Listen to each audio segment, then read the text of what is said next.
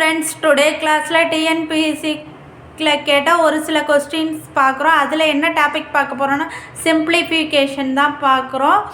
இப்போ என்ன செய்ய போகிறோன்னா, இப்போ சம்ம எடுத்து எழுதிக்கிட்டோம். 4/2.5/2 எழுதியிருக்கோம். இதை சிம்பிளிஃபை பண்ண போகிறோம்.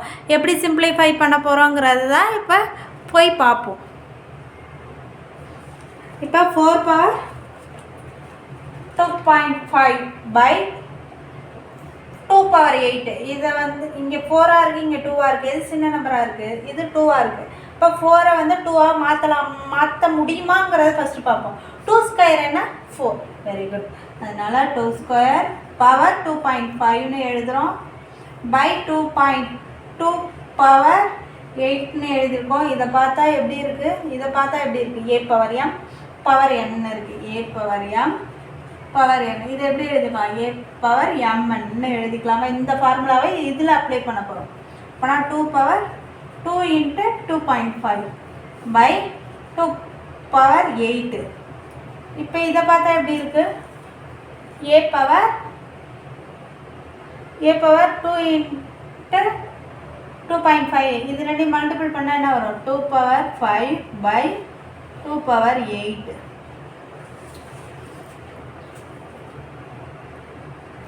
இப்போ 2 பவர் 5 பை 2 பவர் 8 இருக்கா? இது எப்படி பார்த்தா எடுக்கு? a power m by a power n. அந்த ஃபார்முலாவை இதில் அப்ளை பண்ண போகிறோம்.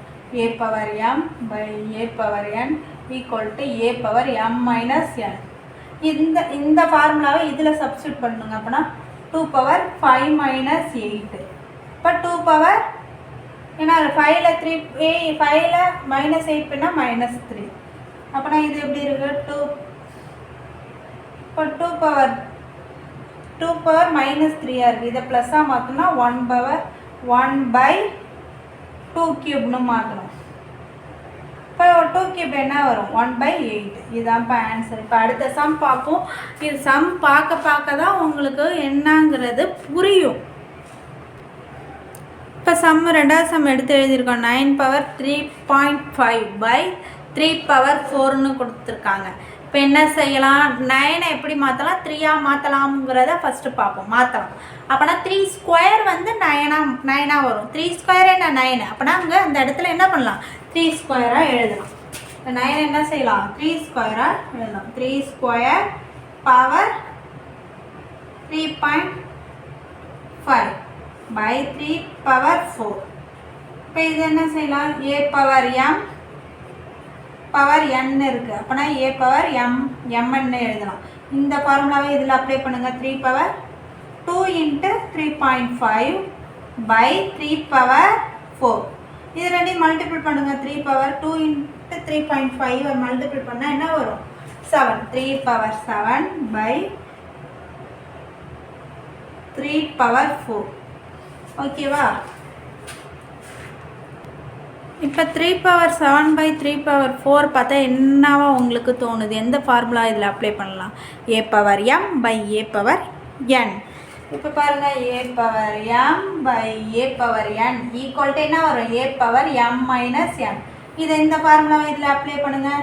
ஏங்கிறது இதில் 3, பவரில் mங்கிறது 7, nங்கிறது மைனஸ் போட்டுங்க, nங்கிறது 4. இப்போ 3 பவரில் 7ல் 4 போயிட்டுனா என்ன வரும்? 7ல் 4 போயிட்டா பாக்கி 3³ என்ன ஆன்சரு? 27. இப்போ அடுத்த சம் போடுவோம். இப்போ அடுத்த சம் என்ன கொடுத்துருக்காங்க? 16 பவர் 4.5ன்னு கொடுத்துருக்காங்க பை 4 பவர் 6ன்னு கொடுத்துருக்காங்க. இப்போ என்ன செய்யலாம்? இந்த 16 4 மாற்ற முடியுமா? கண்டிப்பாக மாற்ற முடியும். 4² 16. இப்போ நான் என்ன செய்ய போகிறோம்? இதை 4² எழுதுகிறோம். பவர் என்ன செய்கிறோம்? 4.5 பை 4 பவர் 6. இது எப்படி இருக்குது? a பவர் m n இருக்குது. அப்போனா a power m power n இருக்குது. இது எப்படி எழுதலாம்? a பவர் mn எழுதலாமா? இந்த ஃபார்முலாவை இதில் சப்ஸ்டியூட் பண்ணுங்கள். 4 பவர் 2 × 4.5 பை 4 பவர் 6. ஓகேவா? இந்த 2ஐயும் 4.5 மல்டிபிள் பண்ணால் 4 பவர் 9 by 4 power 6. இப்போ இந்த 4/9/4/6 எப்படி இருக்குன்னா a/m/a/n இருக்குது. இப்போ இப்போ a/m/a/n ஈக்குவல் டு a/m-n.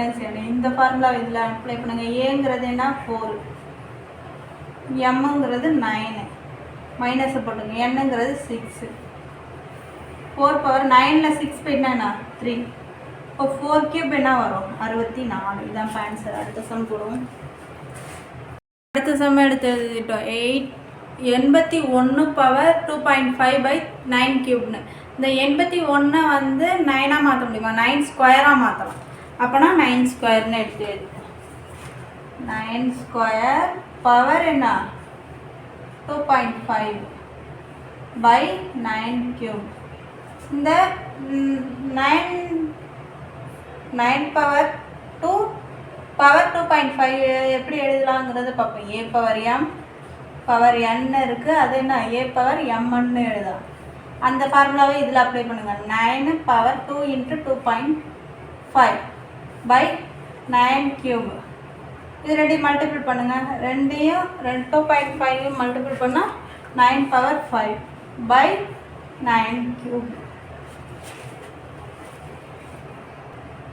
இப்போ 9/5/9³ எப்படி இருக்குன்னா a/m/a/n இருக்குது. அது ஃபார்முலா அப்ளை பண்ணும். a/m/a/n equal to a/m-n. இப்போ ஏங்கிறது நான் 9, எம்ங்கிறது 5, இப்போ மைனஸ் அப்படியே, என்னங்கிறது 3. இப்போ 9 பவர் என்னது 5ல் 3 போயிட்டுனா 2. இப்போ 9 ஸ்கொயர் என்ன 81. இதான்ப்பா ஆன்சர். இந்த வீடியோவை லைக் பண்ணுங்கள், ஷேர் பண்ணுங்கள், கமெண்ட் பண்ணுங்கள், சப்ஸ்கிரைப் பண்ணுங்கள்.